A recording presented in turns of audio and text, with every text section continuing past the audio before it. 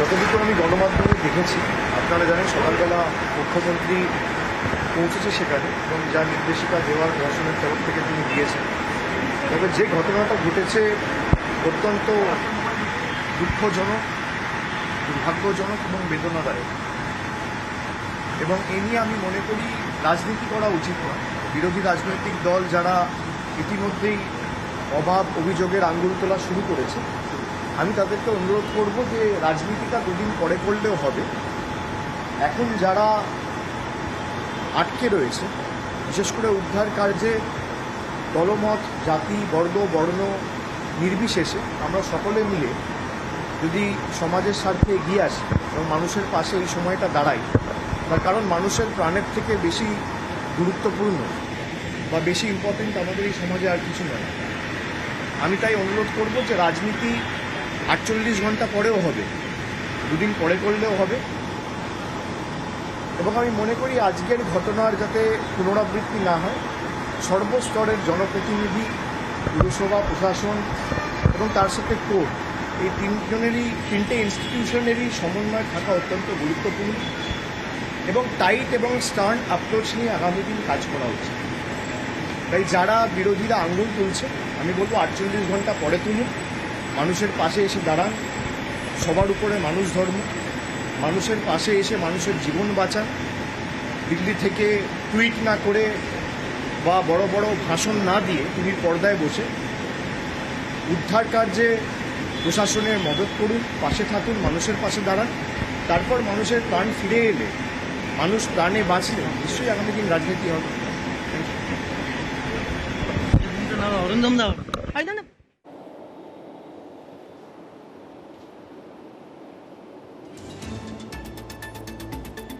গঙ্গারামপুরে যাওয়ার আগে অভিষেক বন্দ্যোপাধ্যায় তিনিও এই গার্ডেন ব্রিজের ঘটনা প্রসঙ্গে বক্তব্য রাখলেন। তিনি বললেন যে রাজনীতি না করে এখন আহতদের পাশে দাঁড়ানোর কথা, নিহতদের পরিবারের সদস্যদের পাশে দাঁড়ানোর কথা বললেন অভিষেক বন্দ্যোপাধ্যায়। গঙ্গারামপুরে যাওয়ার আগে তার এই বক্তব্য গার্ডেন ব্রিজের প্রসঙ্গে। ইতিমধ্যে এই ঘটনায় 5 জনের মৃত্যু হয়েছে। এই গার্ডেন ব্রিজের ঘটনায় 5 জনের মৃত্যু হয়েছে, নিশ্চিত করা হয়েছে। এই 5 জনের মৃত্যুর খবর নিশ্চিত করা হয়েছে। গতকাল রাতেই সবাইকে উদ্ধার করে হাসপাতালে নিয়ে যাওয়া হয়েছিল। এখনো পর্যন্ত বেশ কয়েকজন আহত অবস্থায় হাসপাতালে ভর্তি রয়েছেন এবং এখনো পর্যন্ত এও আশঙ্কা করা হচ্ছে যে যে ধ্বংসস্তূপ রয়েছে সেই কংক্রিটের ধ্বংসস্তূপের নিচে বেশ কয়েকজন আটকে থাকতে পারেন। সেই উদ্ধার কাজ চলছে, পুলিশ রয়েছে, দমকল রয়েছে, এনডিআরএফ এর রয়েছে, সেই উদ্ধার কাজ এখনো পর্যন্ত চলছে। তবে বেশ কয়েকজনকে আহত অবস্থায় হাসপাতালে ভর্তিও করা হয়েছে। ইতিমধ্যে এই ঘটনায় গার্ডেন ব্রিজে বেআইনি বহুতল ভেঙে 5 জনের মৃত্যুর ঘটনা ঘটল। স্বাভাবিকভাবে এলাকার মানুষ, তাদের মধ্যে যথেষ্ট একটা আতঙ্ক রয়েছে, তারা ভয়ে রয়েছেন, কারণ গতকালের এই ঘটনা তারা ভুলতে পারছেন না। গতকালের এই ঘটনার পর আজ সকালে মুখ্যমন্ত্রী মমতা বন্দ্যোপাধ্যায় পৌঁছে গিয়েছিলেন। তিনি কড়া ব্যবস্থা নেওয়ার নির্দেশ দেন। এরপরই মোহাম্মদ ওয়াসিকে আটক করা হয় এবং ফিরহাদ হাকিম তিনি কার্যত মেনে নিয়েছেন এই বিল্ডিংটি বেআইনি ছিল, তিনি মেনে নিয়েছেন এতে নজরদারির অভাব ছিল। তবে প্রমোটারি রাজ শুরু হয়েছে সেই বাম আমল থেকে, এই কথাও বললেন ফিরহাদ হাকিম। না, এটা লিগ্যাল বাড়ি না, ইললিগ্যাল বাড়ি হচ্ছিল এবং সেই অনুযায়ী আইন অনুযায়ী যা ব্যবস্থা নেওয়া সেটা আমরা নেব। এটা বামফ্রন্ট আমল থেকে, এখন খুব একটা হয় না, কিন্তু বামফ্রন্ট আমল থেকে এটা এখানকার বা আরো কিছু অঞ্চল আছে যেখানে এটা একটা রীতি হয়ে দাঁড়িয়েছে। এটা একটা ট্রেন্ড চলছে, কিন্তু সেই ট্রেন্ডটা চলছিল কেন না, বিএলআরওর কাছে গিয়ে নাকি সঠিক হয়ে যেত, পারমিশন পেত না। অর্থাৎ বাম আমলকেই দায়ী করলেন মেয়র ফিরহাদ হাকিম প্রমোটিং রাজের জন্য। কিন্তু ব্যাপারটা হচ্ছে যে বিজেপির পক্ষ থেকে কিন্তু অবশ্য এই পুরো ঘটনার জন্য তৃণমূলকেই দায়ী করা হলো। কি বলা হচ্ছে শুনুন। তো গোটা কলকাতাকে এইভাবে অবৈধ নির্মাণের যে টেন্ডার, সেটা তৃণমূল নেতারা দিয়ে রেখেছে। তৃণমূল নেতারা কী করবে? প্রতি স্কোয়ার ফিটে তো তারা পয়সা নেয়। তো প্রতি স্কোয়ার ফিটে যদি আপনি টাকা নেন, আপনার মেরুদণ্ডে জোর থাকবে এর বিরুদ্ধে প্রতিবাদ করার। আজকে ভাঙছে, 30 বছর পর আরও প্রচুর বাড়ি ভাঙবে, এখন একটা দুটো করে ভাঙছে। আপনি আমাদের সঙ্গে তৃণমূল কংগ্রেসের মুখপাত্র শান্তনু সেন রয়েছেন। শান্তনু, কি বলবেন এইভাবে যে তৃণমূলকেই দায়ী করা হচ্ছে? দেখুন, প্রথম কথা, ফিরহাদ হাকিম নিজে পরিষ্কার করে বলেছেন যে এই রীতি চলছে বামফ্রন্টের আমল থেকে। পাশাপাশি কথা ঠিক কলকাতা পৌরসভার তৎপরতায় বেআইনি নির্মাণের কাজ যথেষ্ট কমেছে এবং বেআইনি নির্মাণের বিরুদ্ধে ব্যবস্থা নেওয়ার ঘটনা বর্তমানে কলকাতায় যথেষ্ট বেড়েছে। তবুও যে দু একটা ঘটনা ঘটে সেগুলোর বিরুদ্ধে প্রশাসন যথেষ্ট তৎপরভাবে ব্যবস্থা নেবে এবং স্বয়ং মুখ্যমন্ত্রী মমতা বন্দ্যোপাধ্যায় আজকে সেখানে পৌঁছে গিয়ে প্রশাসনকে কঠোরভাবে নির্দেশ দিয়েছেন যারা এই ধরনের কাজের সাথে যুক্ত তাদেরকে ছেড়ে কথা না বলে তাদের বিরুদ্ধে স্ট্রিক্ট অ্যাকশন নেওয়ার জন্য।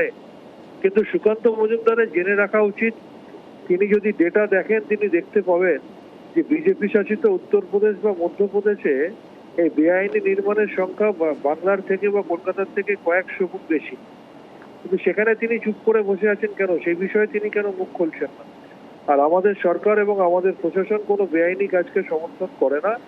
বেআইনি কোনো কাজ হলে স্বয়ং মুখ্যমন্ত্রী পথে নেমে প্রশাসনকে নির্দেশ দেওয়ার হিম্মত রাখেন যে যেই যুক্ত থাকুক তার বিরুদ্ধে ব্যবস্থা নাও। এটা বিজেপি শাসিত রাজ্যে সুকান্ত মজুমদাররা দেখাতে পারবেন। বেশ, ধন্যবাদ। এদিকে বেআইনি নির্মাণ যে হচ্ছে সেই বিষয়টি প্রতিপক্ষই স্বীকার করে নিচ্ছেন, কিন্তু এই বেআইনি নির্মাণ নিয়ে সোচ্চার হচ্ছেন গার্ডেন রিচের মানুষ। তারা ভয় রয়েছে, তারা আতঙ্কে রয়েছে, তাই তারা আজ প্রতিবাদে সোচ্চার হয়েছিলেন। আর প্রতিবাদ করতে গেলে রীতিমতো প্রমোটারের লোকজন এসে ক্যামেরার সামনে তাদেরকে মারধর করতে শুরু করে।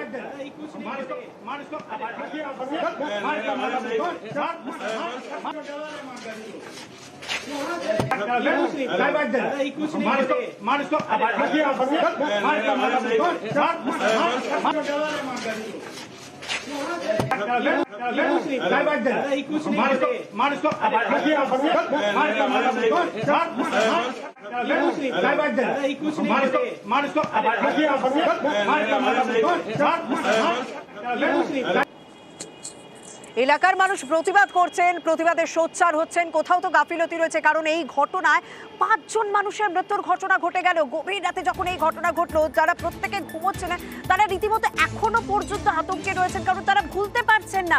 এবং যেভাবে ঝুপড়ির ওপর একটা বাড়ি হুড়মুড় করে ভেঙে পড়লো, ভাবুন তো এই ঘটনা এখনো পর্যন্ত যা আপডেট পাওয়া গেল 5 জনের মৃত্যুর ঘটনা ঘটেছে, আরো বেশ কয়েকজন আহত হয়ে হাসপাতালে চিকিৎসাধীন।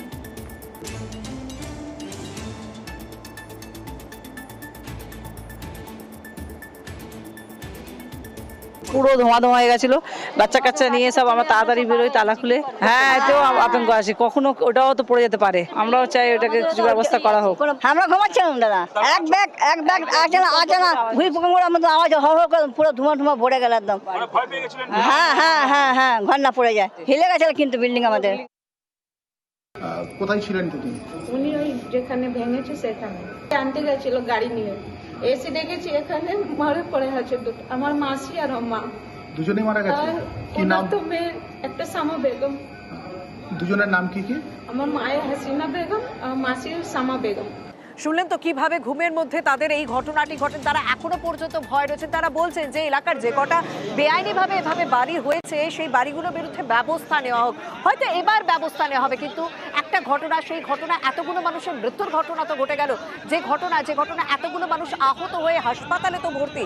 হয়তো এবার নজরদারি চলবে, হয়তো এবার প্রত্যেকের যাদের যে ভূমিকা পালন করার কথা সেই ভূমিকা পালন হবে। কারণ এটা তো ঠিক যে গার্ডেন রিচের মতো জায়গায়, যেখানে ঘিঞ্জি এলাকা, যেখানে একাধিক ঝুপড়ি রয়েছে, সেখানে এভাবে প্রত্যেকের নজর এড়িয়ে, পুরসভার নজর এড়িয়ে একের পর এক বেআইনিভাবে বাড়ি তৈরি হচ্ছিল। সেই ছবি কিন্তু আজ প্রত্যেকের নজরে এলো যখন এই ঘটনায় এতগুলো মানুষের মৃত্যুর ঘটনা ঘটলো, যখন এই ঘটনায় এতগুলো মানুষ আহত হয়ে হাসপাতালে ভর্তি।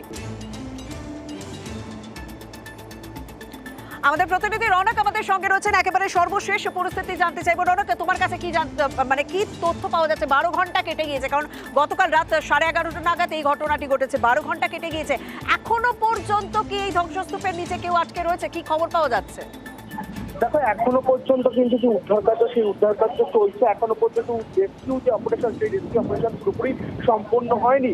যেটা জানা যাচ্ছিল যে 4 থেকে 5 জন এখনো ওখানে ফেসে রয়েছে, সেই তথ্যটা কিন্তু এখন আসছে। কিন্তু এখনো পর্যন্ত রেস্কিউ অপারেশনটা পুরোপুরিভাবে সম্পূর্ণ হয়নি, কারণ এখনো এনডিআরএফ এর টিম, ডিজাস্টার ম্যানেজমেন্ট সবাই এখানে রয়েছেন এবং উদ্ধার কার্য কিন্তু চলছে। ব্যারিকেড করে দেওয়া হয়েছে যে এলাকায় ঢুকতে বাধা দেওয়া হচ্ছে, সেখান থেকে একেবারে অ্যাম্বুলেন্সও রাখা হয়েছে। কিছু কিছুক্ষণ আগে আমরা দেখছি অ্যাম্বুলেন্সে করেছিল যদি কাউকে পাওয়া যায় এরকম আহত ব্যক্তি তাকে কিন্তু একেবারে যাতে তৎক্ষণাৎ চিকিৎসা দেওয়া যায় তার জন্য 3 থেকে 4টে অ্যাম্বুলেন্স এখানে রাখা হয়েছে। এছাড়াও কিছুক্ষণ আগেও এনডিআরএফ এর টিম বিশেষ কিছু যন্ত্রপাতি নিয়ে তারা এসেছিলেন এবং এনডিআরএফ এর টিম কিন্তু এখনো এখানে রয়েছে এবং এখনো উদ্ধার কার্য 12 ঘন্টা পেরিয়ে গেলে উদ্ধার কার্য কিন্তু এখনো চলছে পুরোপুরিভাবে এখনো একদম উদ্ধার কাজ 12 ঘন্টা পেরিয়ে গেছে, উদ্ধার কাজ এখনো পর্যন্ত চলছে এবং এখনো পর্যন্ত আশঙ্কা করা হচ্ছে যে এই কংক্রিটের ধ্বংসস্তূপের নিচে বেশ কয়েকজন আটকে থাকলেও থাকতে পারে। তবে এই ঘটনা এখনো পর্যন্ত 4 জনের মৃত্যু হয়েছে।